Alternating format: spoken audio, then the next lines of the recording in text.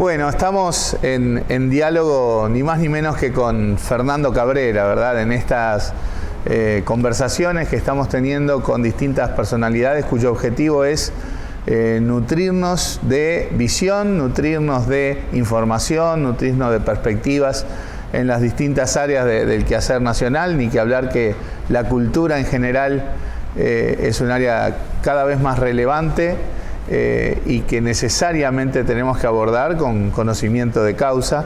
Y esta es un poco la idea de conversar con Fernando, si bien Fernando también es un reflexivo de lo que pasa en la sociedad, de los valores, de los procesos sociales, y sobre eso sin duda también su perspectiva va a ser muy importante. Siempre recordamos la advertencia de que esta conversación tiene ese objetivo y no implica ningún tipo de preferencia, adhesión o manifestación con respecto a ningún partido político, ninguna candidatura en el sistema político. Por lo tanto, de esa manera es que encaramos esta conversación, como Fernando, ayúdanos a entender qué está pasando en el mundo de la cultura en el Uruguay, cómo interactúa así con las políticas, por supuesto, porque si hay un área donde el rol del Estado está permanentemente acicateado y discutido, en la cultura es uno de ellos sin duda. Y bueno, un poco cómo ves el estado de la situación, de cómo venimos, cómo ha evolucionado y dónde estamos parados. Bueno, en primer lugar, una mínima reflexión de lo que tú dijiste antes, de que los invitados a este ciclo de charlas no necesariamente fueran adherentes. Me parece muy bien eso, muy saludable, porque si cada, digamos, candidato o cada partido político hace así charlas con todas personas que son de su filiación, es un poco aburrido y un poco polenta con polenta, ¿no? O sea que celebro esa apertura. Después, ¿cómo es es interesante, me parece, hablar del rol del Estado respecto a la cultura, porque es un tema que está mucho en el comentario general, más que nada de los artistas, de la gente que está en la cultura, y a veces a mi entender con visiones un poco checatas. En primer lugar, te diría que desde la salida de la dictadura, desde el comienzo de esta reciente etapa democrática, ya pasaron 3 partidos políticos, ¿verdad? En la dirección del gobierno. Y en los 3 partidos hubo movimientos interesantes desde el punto de vista del apoyo o el desarrollo de la actividad cultural y artística. En el primero, recuerdo, en el año 85, en donde coincidía además el gobierno central con la intendencia en el mismo partido. La intendencia había salido electo Aquiles Lanza, que falleció muy pronto después, quedó en su lugar, si mal no recuerdo, Julio Iglesias, ¿verdad? Y después Elizalde. Ya en ese primer gobierno hubo algunas movidas muy interesantes desde el punto de vista cultural, muy inteligentes. Estaban manejadas desde la Dirección de Cultura de la Intendencia.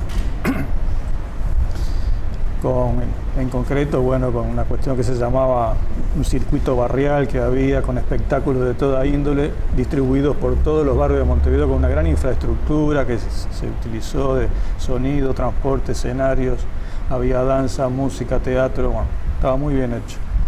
Había en ese rol, en ese lugar, gente muy inteligente trabajando, como Tommy Lowe y Alejandro Blutz y otros más. Luego, en el periodo de la calle, también hubo cosas interesantes. Hubo un ministro de Cultura muy interesante, fallecido hace pocos días, Antonio Mercader. Incluso luego creo que permaneció en el siguiente gobierno.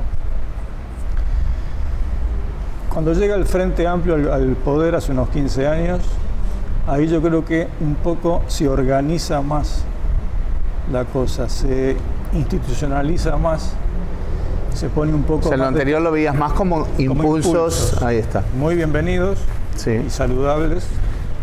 Lo que pasa es que a veces los impulsos, si no se institucionalizan, no perduran. Exacto. Es lo que sucedió.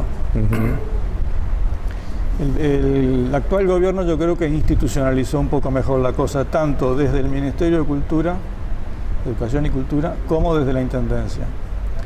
Y la cosa empezó a ser más organizada, más amplia, con mucha más cabeza puesta en distintos aspectos.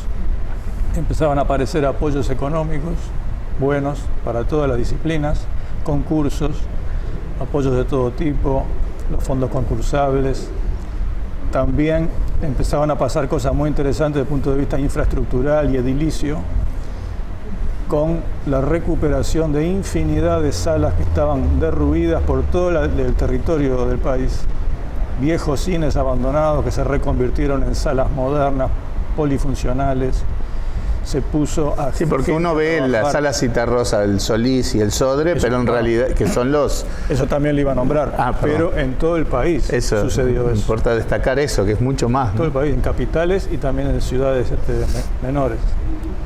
Se preparó gente, apareció una disciplina, una profesión que también se organizó, que es la gestión cultural, se le dio mucha bolilla a eso. Y yo creo que de algún modo esto responde a algo que es más supra, que tiene que ver con la política. Capaz que me equivoco, vos sos la persona más adecuada para corregirme si es así. Yo creo que todo esto partió desde una visión desde el Poder Ejecutivo, en concreto el Ministerio de Economía, que distribuyó, como yo creo nunca en la historia del país, cantidades de dinero y presupuesto para el Ministerio de Cultura, que creo que pasó a recibir muchísima más plata que antes. Sí, sin ser... Tengo la idea esa, capaz que me equivoco.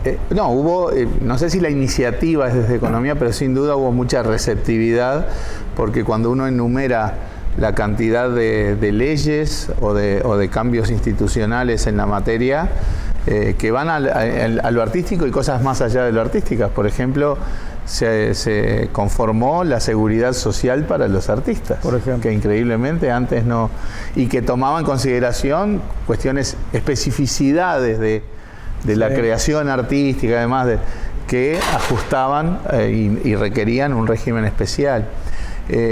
La ley de cine, por ejemplo, también con apoyos explícitos, pero sobre todo con una institucionalización, como decías recién, la Dirección de Cultura, la ley de mecenazgo, que creo que ahí lo que procuraba era impulsar que el sector privado también, como en otros países sucede, participara del proceso cultural a través de financiamiento. Allí capaz que necesita algún retoque. Y puede ser, pero también en el fondo hay cuestiones culturales, ¿no? O sea, las empresas en Uruguay les cuesta ver que esa pueda ser parte de su... Pero lo que pasa es que la ley de mecenazgo justamente los puede interesar a los empresarios, por el lado que más les interesa a ellos, la parte tributaria, claro. Pero aún así como que no ha explotado, ¿no? Capaz que no fue del todo atractivo, capaz que le falta alguna revisión, o quizá le falte propaganda. Puede ser. También. Puede ser, que se conozca más. Porque es cierto que ha tenido poco eco. Pero sí es cierto que es importantísimo que para que haya políticas en el terreno cultural, y seguramente podemos seguir enumerando más cosas, tiene que haber una visión desde el gobierno, ¿no? Desde el Poder Ejecutivo, de la necesidad de que cultivarnos en todos los terrenos es parte del desarrollo integral, ¿no? de una sociedad. Tú hacías como en tu relato histórico, entre comillas, siempre la referencia de Gobierno Nacional y la Intendencia de Montevideo, ¿verdad? Como de alguna manera era un mundo cultural y artístico concentrado en la capital, si bien después hablamos de teatros y espacios. ¿Vos eso lo veías así? ¿Ves que eso se ha de alguna manera ha evolucionado hacia algo más nacional? Sí. ¿Cómo ves ese proceso? Ha cambiado. También paralelamente, tú te hablaba hoy de algunas novedades y nuevos apoyos, y me olvidaba de mencionar una cosa importantísima, que son los centros MEC, distribuidos por todo el territorio. Eso antes no existía. Y han aparecido festivales, carnavales y cuestiones que creo que impulsan las actuaciones, el conocimiento de artistas. Si bien toda la vida hubo artistas, bueno, tú que tenés ese eclecticismo, ¿verdad? En todo el terreno musical, por ejemplo, ¿no? La cantidad de artistas folclóricos en todo el país, y que incluso o de música tropical o de música popular, toda la vida hubo, ¿no? Pero da la impresión de que en los últimos años hay una cuestión más integrada. Bueno, tal vez hay más posibilidad de mostrarse, de trabajar, de hacer cosas, pero es cierto que siempre hubo en este país, no solo en la música, en este país tiene un porcentaje tan alto de artistas en todos los terrenos, en el teatro, en la poesía, en la pintura. Sin duda. Es infernal. Sin duda. Yo creo que ahora se pueden canalizar mejor. Ajá. En ese aspecto yo no tengo quejas.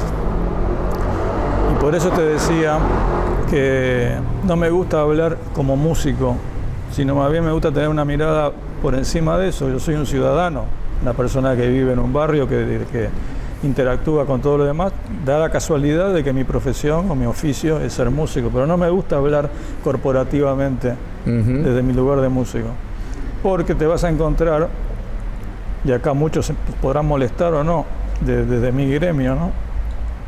Te vas a encontrar siempre con una permanente queja de parte de los artistas, de todo está mal, siempre el Estado es asesino, mata a sus artistas, no hace nada. Yo pienso que no es así, lo digo cada vez que puedo. Recuerdo una reflexión tuya hace un tiempo de que prácticamente, que es muy difícil encontrar una manifestación artística, pero en particular en música, en donde de alguna manera algún ámbito público no esté apoyando, ¿verdad? Ya sea municipal, departamental o nacional, o de empresas públicas, etcétera, sí, ¿no? Sí. En general, lamentablemente siempre está la queja esa, el Estado no apoya, Y yo muchas veces en charlas así personales con colegas, hago la pregunta, tiro la pregunta, ¿no? Pero decime una cosa, ¿quién hizo el Solís? ¿Quién hizo el Sodre? ¿De quién son todas las radios del Sodre? ¿Quién banca el carnaval? ¿Quién banca las domas del Prado? ¿Quién organiza? Yo qué sé, empezás en la lista, ¿viste? Del Florencio Sánchez del Cerro, la Sala Citarrosa, y la EMAD, y la Comedia Nacional, y los fondos concursables. Bueno, es interminable la lista. Sí. Ahora, la visión que se tiene a veces de adentro es el Estado no hace nada. A veces me parece que hay una mirada un poco egoísta o un poco personalista, porque capaz que a esa persona no le tocó tal premio o no le tocó ser elegida para ese viaje. O no sé. Yo hablo un poco de atrevido. Yo no me beneficio particularmente con el Estado, para nada. Yo hablo un poco de atrevido ahí, pero hay cosas que suceden en muchas profesiones, ¿no? Es que de alguna manera no todo el mundo que quiere vivir de algo puede hacerlo, o es razonable que lo haga, digamos, ¿no? O sea, exacto. Y me parece que en las manifestaciones artísticas eso es como muy claro, ¿no? En Uruguay es muy difícil vivir de cualquier cosa. Claro. Obvio que también es muy difícil vivir del arte. ¿Qué novedad que diga esto, ¿no? Claro. Pero ¿acaso no es difícil poner un comercio claro. o no sé? Y a algunos les va a ir mejor y a otros les va a ir peor. Exacto. Tanto desde tu música, tus letras sobre todo, como tus manifestaciones en general en medios de comunicación y demás, tú permanentemente, sistemáticamente sos un reflexivo y un cuestionador de procesos sociales, como decís vos, ¿no? Desde la mirada de ciudadano reflexionás sobre cómo están evolucionando los valores en la sociedad, las formas de relacionamiento, las formas en que cada uno individualmente reacciona a lo que le rodea, ¿no? ¿Cómo estás viendo la sociedad uruguaya en el último tiempo? Mal, pero no la extraigo de cómo está la humanidad.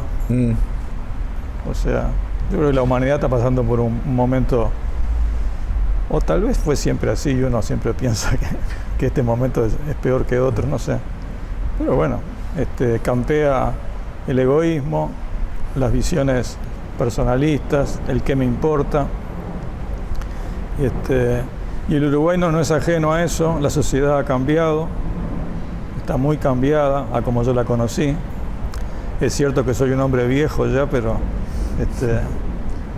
conocí otra realidad de comunicación interna entre nosotros. Bueno, todos sabemos lo que estoy diciendo, ¿no? Así que no hace falta ampliar mucho. Las redes dejan más al desnudo esas cosas. Ahí. Sí. Pero la culpa no son de las redes, ¿no? No, es el ser humano el que transmite lo que tiene que transmitir. Fíjate que en las redes cualquiera que que tenga más o menos un contacto, un acceso a más o menos las 3 redes así sociales más usadas, ¿no? Que son Facebook, Twitter e Instagram. Cualquiera que tenga un manejo de eso y vea cómo se manifiestan los demás frente a cualquier noticia o cualquier cosa que uno envíe, puede ser una foto, puede ser un dato, puede ser una opinión, y la catarata luego lejos de ser un intento de diálogo o de contribución, de cosa constructiva, no es más que la descalificación, la burla, el insulto, en un 90% diría yo, de los casos. Mira, yo lo veo a veces en los artículos periodísticos, bueno, por supuesto, que en los portales de los distintos medios de comunicación abren a comentarios. Me gustaría que alguna vez alguien hiciera una evaluación de cuánto contribuyen esos comentarios, ¿no? Porque yo creo que ya en el tercer empieza el insulto desde el segundo comentario, y ya el tercero ya no tiene nada que ver ni siquiera con el artículo de origen, y ¿no? bueno, eso no solamente no contribuye, sino que empeora la situación, yo creo. Ahora, ¿por qué estamos así? Entonces, ¿a dónde llegamos? Y bueno, acá hay un tema que es del individuo, de la persona. Acá no corren los gobiernos, los partidos políticos, los gremios, no, es el individuo, el ser humano que está pasando por un problema de agresividad, intransigencia, falta de aceptación de la idea del otro. Luego eso se extiende y se manifiesta en todos los ámbitos, pero arranca del individuo. Y eso no es saludable para ningún proceso, ¿no? Ni para social, nada, ni político, ni cultural, ¿no? Porque también ahí en la cultura, lo peor que creo yo que se puede pasar en la cultura es que primero haya que tomar partido por algo y después evaluar o hacer manifestaciones artísticas o culturales en función del partido que uno toma, ¿no? Exacto. Le quita libertad y entonces, frescura, bueno, ¿no? Yo no veo tampoco que se esté haciendo hincapié en este origen del problema, que es el individuo, que es el ser humano. ¿Cómo solucionamos eso, no? O por lo menos cómo intentamos modificar esa actitud que todos estamos teniendo, ya, porque esto que estamos contando de qué pasa acá en las redes sociales, yo creo que pasa en el planeta entero, ¿no? Sí. Leía el otro día un artículo de un muchacho joven muy lúcido que ha trabajado muy bien en todas estas cuestiones de redes sociales, incluso de asesorías políticas en el exterior y demás, que es Julián Canarek, que justamente lo que él alertaba es que en Uruguay estamos haciendo, a través del uso de las redes y las tendencias en las redes, esencialmente lo que ha pasado y que ha sido negativo claramente en muchas partes del mundo, ¿no? Porque es más un fomento de la intolerancia y del individualismo que no sirve a ningún proceso. En política yo creo que eso es muy preocupante también, ¿no? También, bueno, no escapa. Fíjate que ahora, las circunstancias de que un partido tenga una mayoría parlamentaria y de alguna manera pueda llevar adelante políticas casi que por sí solo, bueno, son cuestiones circunstanciales, valga la redundancia. Si eso no es así y uno no tiene puentes de diálogo, de interacción, de negociación, de respeto, ¿no? Y de tolerancia, se bloquean todos los procesos y por lo tanto se bloquean la posibilidad de que una sociedad avance en todos los terrenos, ¿no? Bueno, tristemente es así, es lo que pasa también en la política. Pero bueno, ya te digo, para mí el origen está antes, no está en la política, está en que, o sea, cada político, cada senador, cada ministro, ¿qué son antes? Son un ser humano más, que actúan como actúan todos los demás. Y ahora, bueno, ahí hay que volver a las bases, digamos, a la educación, en temas educativos. Bueno, ahí hay un tema, ¿no? Te quiero decir antes, para mí las redes sociales son formidables. Claro. Y yo personalmente le doy un uso, me resultan tan útiles, me han facilitado tanto la vida en 1000 aspectos. Sí, a todos. Yo creo que bien usar. Es como decís vos, va en el individuo, ¿no? En qué uso le da y qué. A ti, obviamente, para un artista, para un músico en particular, ¿verdad? La difusión, el conocimiento, no solo eso, para hablar por teléfono con un amigo que vive en lo personal, Europa, claro. O sea, yo te En mi juventud viajé a varios lugares para comunicarme con mi familia, con mi novia. Yo esperaba que los domingos, a veces sí, cada sí. 2 domingos, porque era más barata la tarifa de larga distancia, que era carísima. Hablaba 1 minuto y medio, 2 minutos, 3 minutos. Hola papá, hola mamá, ¿cómo estás? Pim, pum. Y está, cada 15 días. Y Sí, las sí. cartas... Ahora haces video, la ves. Pero también para no, yo decía también en la cuestión artística, porque también en el Por supuesto. intercambio y la creación, ¿no? No, por supuesto. ¿Qué estás haciendo? ¿Qué estás probando? ¿Cómo podemos hacer cosas juntos? Y enviar material. Exacto. Yo Exacto. también, hace 30 años, si yo quería, suponete, que una radio de Rosario, Argentina, tuviera mi música, yo tenía que mandar un long play. El long ¿no? play. Por correo o por, no sé, Que con suerte empresa. tenía que llegar sano, Tenía que llegar, no rayado, como se Me decía. costaba mucha plata mandarlo. Sí. Y luego que llegara, tenía que tener la suerte de que cayera en las manos adecuadas, que luego Claro. lo difunda. Ahora, yo si saco un material musical nuevo, puedo hacer que se entere todo el mundo, todas las radios, todos los diarios, Al instante. todo al instante mando todo. ¿Sí? Volvamos un poco al tema educativo. Bueno, ahí están los problemas. Ujú. Ahí están los problemas de todas estas últimas décadas en el Uruguay. A mi modo de ver, gravísimos problemas que nadie ha dado en la tecla con el asunto, ¿no? Hay un problema muy grave educativo, por un lado. ¿Ves algunos procesos en el sistema educativo que vayan en la dirección correcta, digamos? Mira, más o menos. Más bien veo problemas. Ujú. Habrá. Digo, el mejoras, Plaza Ibal, por supuesto. la descentralización Por supuesto. geográfica en el interior, ¿no? Esas cosas. Es cierto. Sí. Hay cosas positivas como también las hubo en los otros gobiernos. Sí, sí. Hubo cosas positivas en el Plan Rama, por ejemplo. Muy, me parece a mí, equivocadamente combatidas por la izquierda. Ahí volvemos a la... Pero en la educación hay problemas muy severos y a mi modo de ver tienen que ver con el organigrama interno, la institucionalidad de la educación, la distribución de poderes y las fuerzas de corporaciones que trancan, no contribuyen, no dialogan. También, Pasa algo parecido en el sindicalismo a nivel, por poner un ejemplo, de la limpieza de la ciudad. Pasa algo parecido en la interna del Frente Amplio, cuya institucionalidad yo pienso de hace muchos años que debería ser modificada. La democracia interna del Frente Amplio como partido o como agrupación de partidos, yo creo que tiene serios inconvenientes. Y en la educación pasa algo parecido. Son muchos sectores queriendo imponer su razón, sus ideas, muchas corporaciones educativas, administrativas, de ex estudiantes, el portero, el que barre, todo el mundo tiene poder. Y no veo que ningún gobierno, ni pasado ni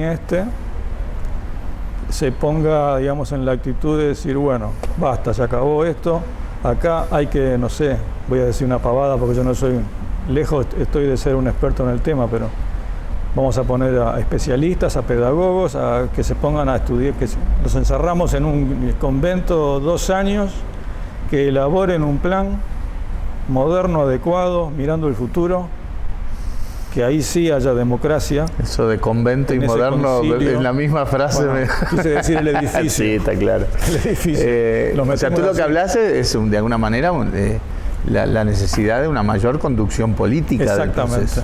Exactamente. Y no sé si política, yo diría política en cuanto a liderazgo, ¿no? Yo diría o sea, técnica, aportes sí. técnicos para consolidar una línea con aportes técnicos, pero Exacto. después... Bueno, que un gobierno se ponga los pantalones y diga, bueno, acá yo fui elegido, yo soy el que gobierna, bueno, este es el plan, este es el proyecto, vamos a llamar a todos estos especialistas que elaboren la educación del Uruguay para los próximos, no sé, ahora no se puede hablar de 50 años. No, eso es el siglo XXIV. 5 minutos, digamos. Sí. Bueno, pero incluso luego... te diría que ni siquiera el liderazgo político, por supuesto, corresponde a un gobierno, ¿no? Al gobierno de turno. Pero sí, incluso te diría que estas son áreas en donde el sistema político en general puede tener visiones Yo creo que sí. Así consistente. Porque luego el apoyo va a ser necesario que sea de todo el sistema político. Exacto. Para defender esa idea que luego, sin duda, va a ser atacada. Sí, claro. Sin duda. Es que toda reforma en cualquier área, si es una reforma Exacto. profunda, toca el statu quo. Y exacto. Eso implica... Bueno, aparte, el Uruguay cambió. No estamos hace 100 años o 120 años y no es posible hacer como hizo La Torre, de designar a un tipo, a José Pedro Varela, y decirle: desarrollame un plan, haz lo que mejor te parezca, que yo luego te banco porque es una dictadura. Bueno, eso no es posible, tampoco es aconsejable. Ni deseable, claro. Por eso, como tú bien decís, el sistema político entero debería encontrar la manera de encontrar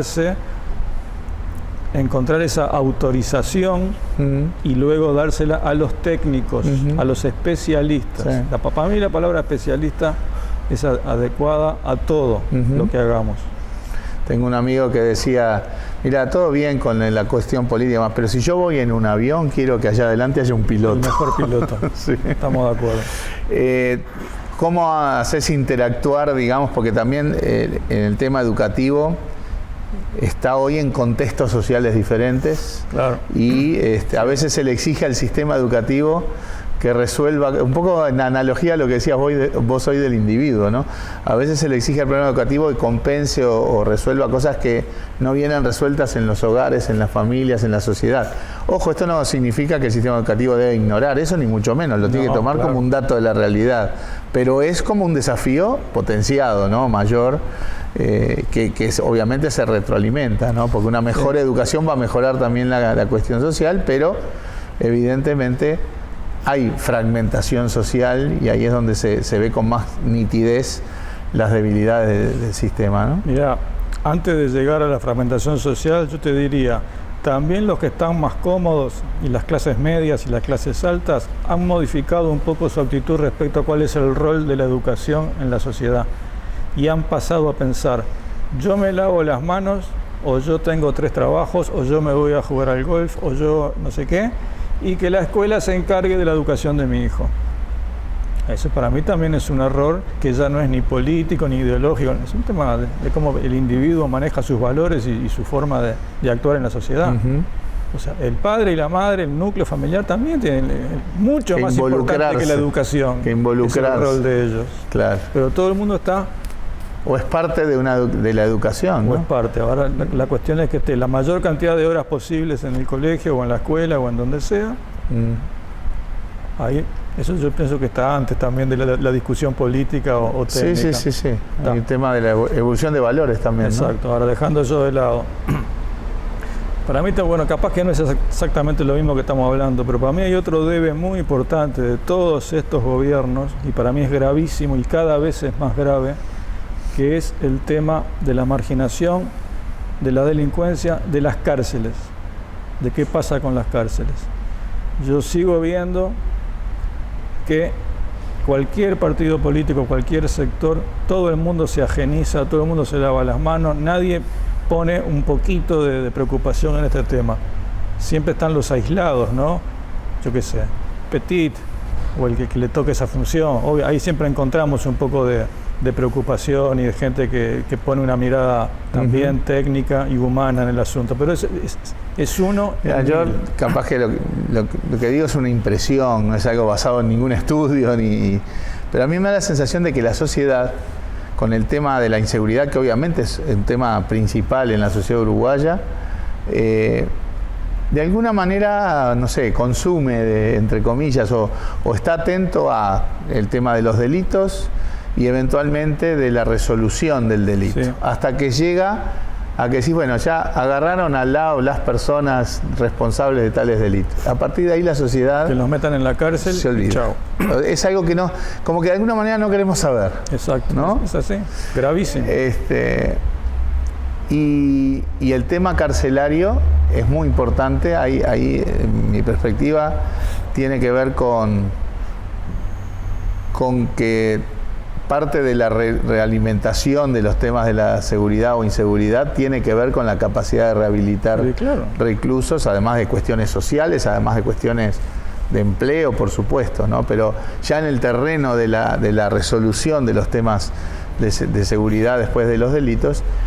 Y ahí tenemos problemas de falta de políticas integrales de privación de libertad. Hay algunas cuestiones incipientes que a mí me parecen muy interesantes.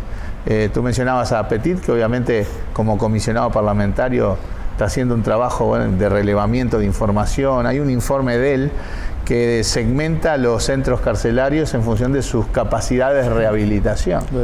Están como partidos en tercios el número de centros, ¿no? Él lo hace un poco como un semáforo, ¿no? Un tercio rojo, un tercio amarillo, un tercio verde. Pero está claro que el tercio rojo es el de las cárceles más grandes. Claro. Y el que congrega más presos. Y seguramente también hay un sesgo en cuanto a que es la que congrega los reclusos más peligrosos, ¿no? Quizá ahí también hay señales para políticas en ese sentido, de decir, bueno, capaz que se necesitan centros carcelarios más segmentados, ¿no? Pero además tenemos un tema institucional, las cárceles hoy las maneja la policía. Yo reivindico una reforma importante que se ha hecho en el Ministerio del Interior, en la policía, con tecnología, con capacitación, con inteligencia, con infraestructura.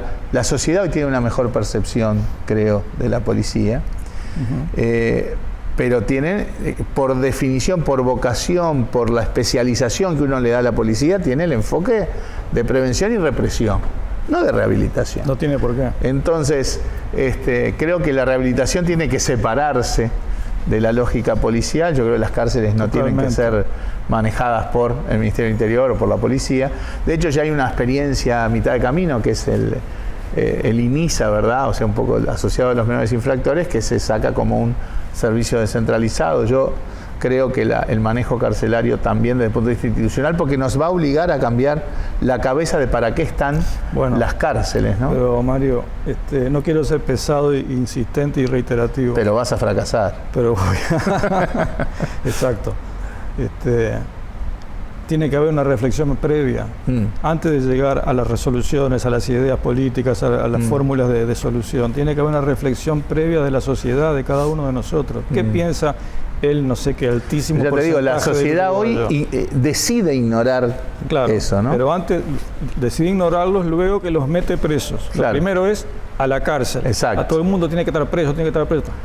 La cárcel pasa a ser como una caja negra donde ya no nos importa tanto que... No nos importa para nada, pero nadie reflexiona, nadie piensa que de esa cárcel siniestra que tenemos en Uruguay, ese sistema carcelario lamentable que tenemos en Uruguay, no me acuerdo ahora los porcentajes, pero la gran mayoría del que sale va a volver a delinquir, no tiene otro camino. Ponerle un 60, un 70%, no me acuerdo ahora. Va a volver a delinquir. Entonces vos lo metés en la cárcel. No importa el tiempo que esté, puede estar 6 meses o 20 años. Cuando salga va a volver a ser delincuente. Mirá, porque no tiene ninguna herramienta para no ser otra cosa. Yo creo, como te decía recién, peor, perdón. Sí, en algunos casos sale peor. Te decía que hay la falta de una política integral de privación de libertad. Sin embargo, también hay cuestiones incipientes que creo que van en la dirección correcta. A mí me parece, así como nombrábamos a Petit, me parece muy interesante el enfoque de Jaime Saavedra, que fue el que creó el polo industrial en el Comcar, incluso hasta con participación de empresas privadas. Notables. Y ahora incluso en el Parlamento se está discutiendo la posibilidad de la obligatoriedad de que los presos trabajen, por ejemplo, con las salvedades del caso, ¿no? Pero en realidad yo, conversando con Jaime, él me decía, lo que pasa es que una cosa que parece de sentido común más elemental, ¿no? La gente está privada de libertad, pero es solo eso, está privada de libertad. Después tiene que tener una vida. Y una vida no puede ser 20 y pico de horas encerrado en una celda, porque a cualquiera de nosotros nos meten 23 horas por día en una celda y no vamos a salir igual, ¿Qué ¿no? condiciones también Entonces él lo que decía es, lo que hay que generar aún dentro de la privación de libertad es que el recluso tenga preocupaciones cotidianas, una vida, interacción, movimiento, preocupaciones laborales y de relacionamiento social. Obvio. Porque hasta los propios reclusos en lugares complicados, que él ha trabajado esto mismo, que a veces los ha tomado como los líderes internos que son para aprovecharlos a esta lógica, Yo no creo que ningún recluso sea feliz si tiene que dormir con un ojo abierto y un corte carcelario abajo de la almohada. O sea, creo que el propio relacionamiento social dentro de ese ámbito es fundamental, también como foco de rehabilitación. Ahora Jaime está de director nacional del liberado, digamos. Pero yo creo que en esa cosa de sentido común está el germen de una política de privación de libertad que apunte más a la rehabilitación, además de la cuestión de reubicación institucional, ¿no? Pero coincido contigo de que la sociedad de alguna manera no quiere pensar mucho en qué pasa una vez que se ocurrió el delito, se encontró a la persona responsable y se lo manda a la cárcel. Y ahí es como que ahí se terminó, ¿no?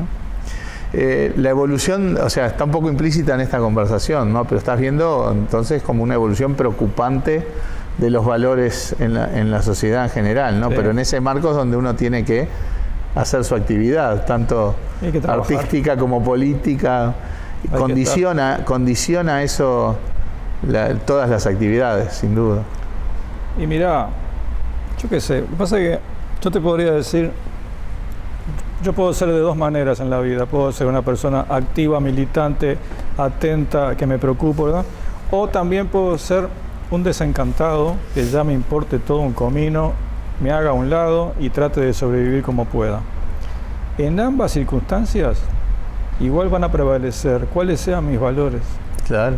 Aunque yo sea un desencantado y un abandónico, igual mi conducta social va a ser la que yo tenga desde que nací, la que me hayan inculcado o la que yo haya adquirido. Yo lo estaba viendo en las redes precisamente, que son tan útiles.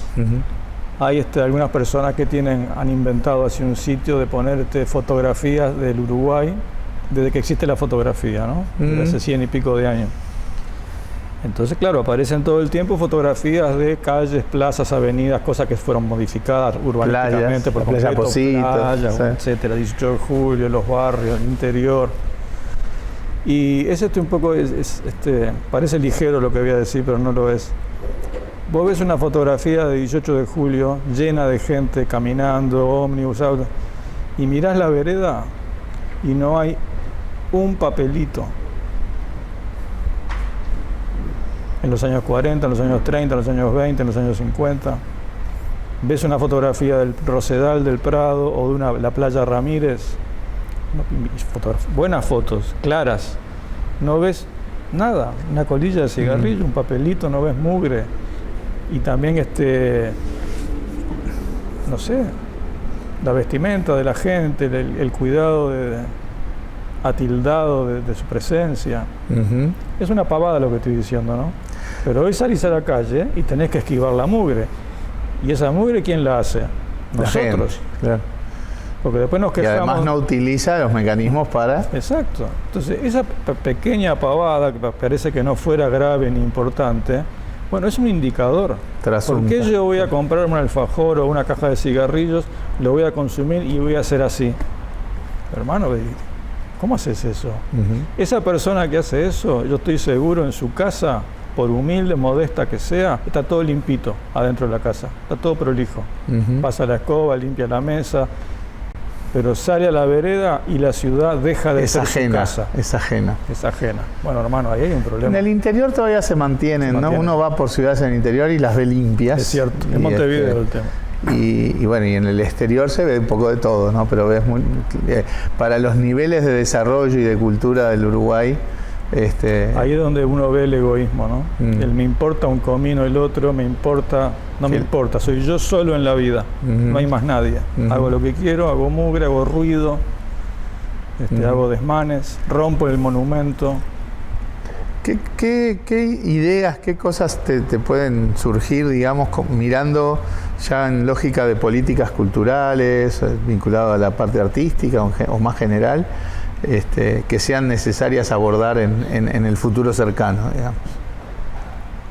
Bueno, te voy a dar una respuesta que no sé si es la que esperás, pero yo creo que en este país, sobre todo en este país, no hay que hacer mucho para promover la cultura, porque ya hay de por sí una actitud interior de nuestra sociedad, de nuestro pueblo, que es altamente artística y cultural.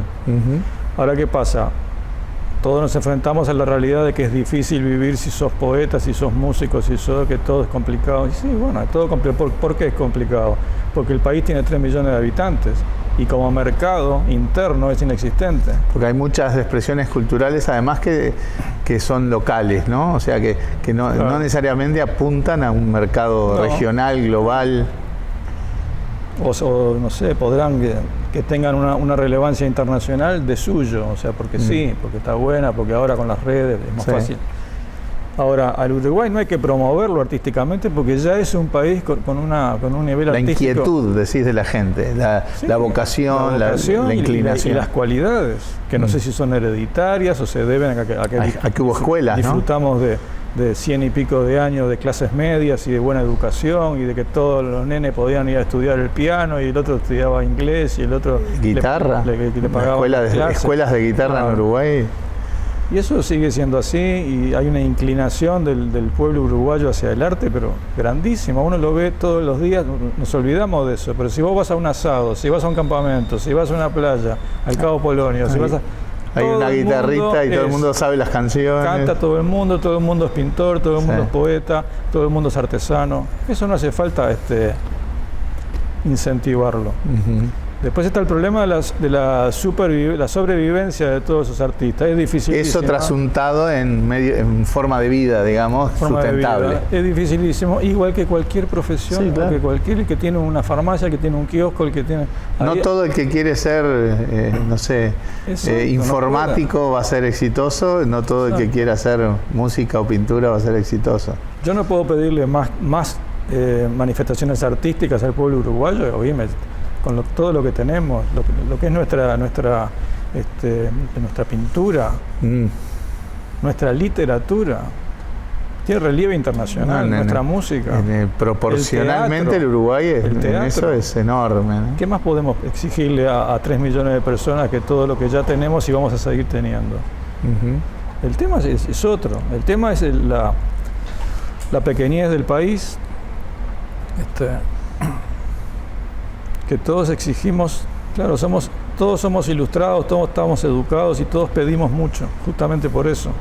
Tenemos apetencias y exigencias como si este fuera un país rico, de muchos habitantes, de mucha riqueza, y nos comparamos siempre con los países del primer mundo, siempre nos comparamos. Queremos ser como Noruega, como Canadá, como Suiza, como como lo otro. Bueno, hermano. Tú pones como mucho ese enfoque en la queja, digamos, o en el reclamo más bien, no en la queja. Pero no es parte del ser humano en general, porque uno incluso hasta puede cambiar su lugar social, ¿no? A ver, hace 15 años teníamos una proporción de gente bajo la línea de pobreza insultante para la sensibilidad uruguaya, ¿verdad? Capaz que más en el promedio de América Latina, pero insultante para nosotros. Y eso, a ver, 1/3 de la población salió de la pobreza, digamos, en todo este periodo. Y ahora, cuando uno dice clase media, está hablando de una cosa muy heterogénea, ¿no? Porque además casi todos nos sentimos clase media. Aquel que apenas salió hasta el que está en situación bastante más acomodada. Y es lógico que esa gente empiece a exigir y a demandar cosas nuevas, ¿no? Sí. Eso es natural y demás. El asunto es el equilibrio entre valorar el proceso y exigir y demandar más. Está bien que la gente demande más. Está bien. ¿No? Ahora creo también, cambiando un poquitito el eje. Creo que todavía quedan cosas por hacer a nivel de gobierno, de Estado. Porque es lo que voy a decir, yo creo que todo el mundo lo comparte, no importa la bandera política. El país es caro. ¿Por qué es caro? Y bueno, porque es chico, me parece a mí. Porque no hay mercado, por una cantidad de razones, y porque el Estado tiene que emplear a muchísima gente, y esos son muchos sueldos, y bueno, todos sabemos cómo es esa dinámica. Ahora, igual pienso que el Estado podría hacer cosas para ayudar, bajar costos, ¿entendés? Una serie de pequeños detalles que a veces hasta simbólicos podrían ser, le cambiarían un poco el humor a todo el mundo. Por ejemplo, un pequeño comerciante, un tipo que en un barrio tiene un mínimo micromercado con 3 empleados. está ahorcado. Está ahorcado por el BPS, por los alquileres, por los sueldos, las ganancias son pocas, la clientela es chica y por la energía.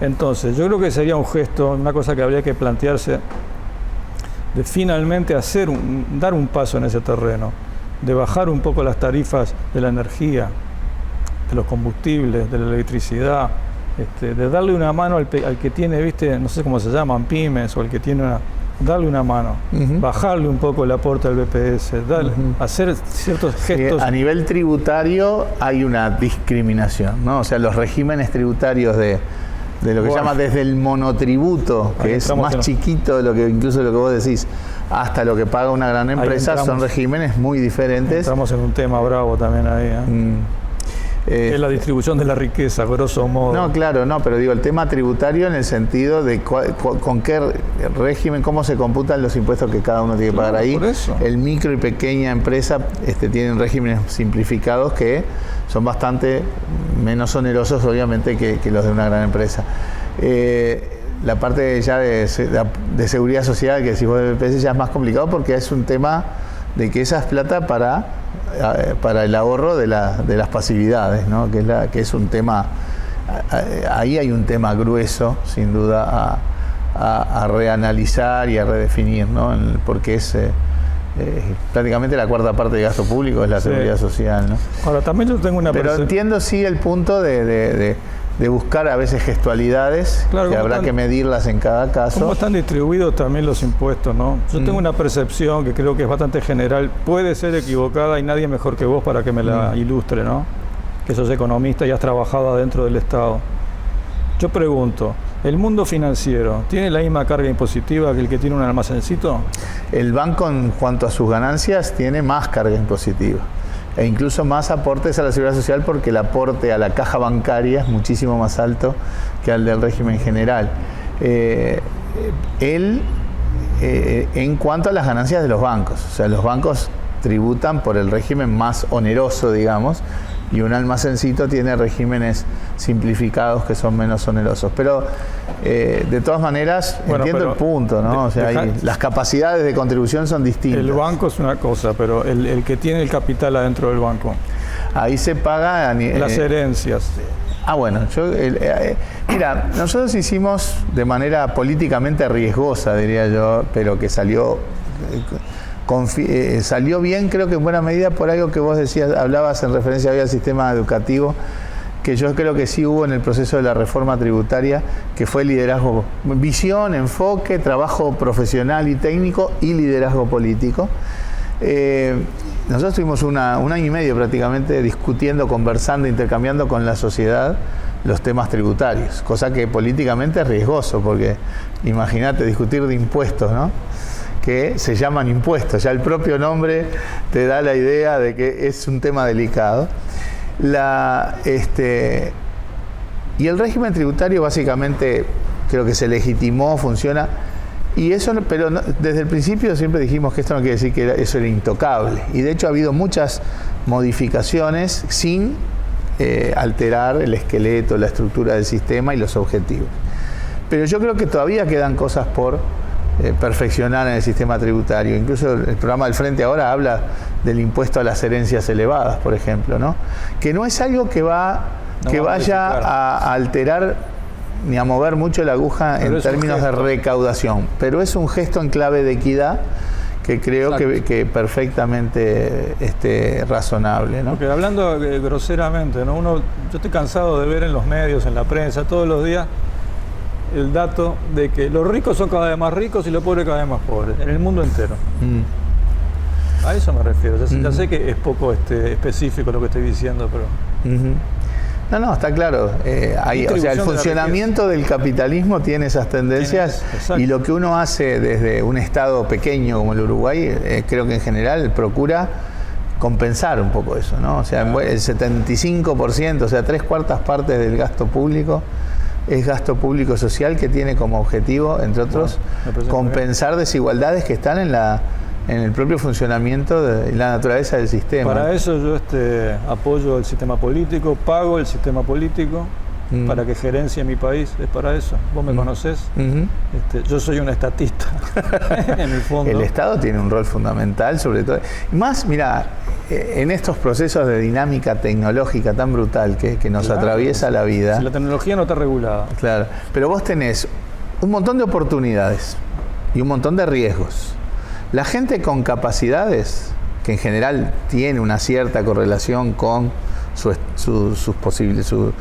situación social, económica, ¿no? La gente con capacidades le puede ir muy bien en este mundo tan dinámico, y la que no tiene las capacidades le puede ir bastante mal. Bastante mal. O sea, esta es una dinámica que tiene implícita una presión a la inequidad, a la desigualdad muy fuerte. Si el Estado no está presente para regular lo que pueda, porque también con esta tecnología regular es cada vez más difícil, ¿no? Fíjate, los Uber de todo no es un problema del Uruguay, es un problema que está hasta en China, ¿no? Pero en algunos lugares los frenan a los Uber y en otros no. O por lo menos mira, claro, el tema intentan regularlo. Acá ahora hay una regulación que no sé bien qué impacto se va a estar teniendo. En otros lugares está prohibido, pero igual funciona. O sea que eso es como decir, los freno, pero de mentiritas, ¿no? Sí. Pero de todas maneras es un desafío cada vez más grande. Pero como decís vos, hay la parte de la inequidad, o sea, la parte del que no tiene herramientas, y es el que más va a sufrir. Por eso el rol del Estado es fundamental. Yo apoyo, por supuesto, siempre lo haré, no importa la bandera o el partido. Apoyo a aquel que mire al de abajo. Claro. Porque el de arriba se arregla solo. Y porque va a tener las capacidades de aprovechar esas oportunidades. Ahora, yo creo que la impronta que nosotros impulsamos, ¿no? Una impronta de izquierda tiene que tener el foco en las cuestiones de la equidad. Porque este relato de la dinámica tecnológica con todas las oportunidades, los riesgos y mal, lo puede hacer todo el mundo, ¿no? Pero a mí me parece clave ahí inmediatamente engarzar eso con la preocupación por las tendencias a la inequidad y el rol de las políticas públicas en compensar eso, ¿no? Por eso yo creo en la regulación y no en que todo esté libre y que cada uno haga lo que quiera. O sea, el mercado por sí mismo tiene tendencias de inequidad brutales, ¿no? De desigualdad. Leyes. Sí, ¿no? Sin duda, sin duda. Fernando, te agradezco mucho esta conversación porque encantado. A nosotros nos ayuda a pensar, después tendremos la necesidad de trasuntar, de traducir esto en clave política y en claves de políticas de gobierno, pero para hacer eso justamente necesitamos entender mejor las problemáticas, entender y incorporar las visiones, los enfoques de gente pensante en la sociedad. Bueno, muchas gracias. Así que te agradezco enormemente esta conversación. Gracias por la invitación, muy amable.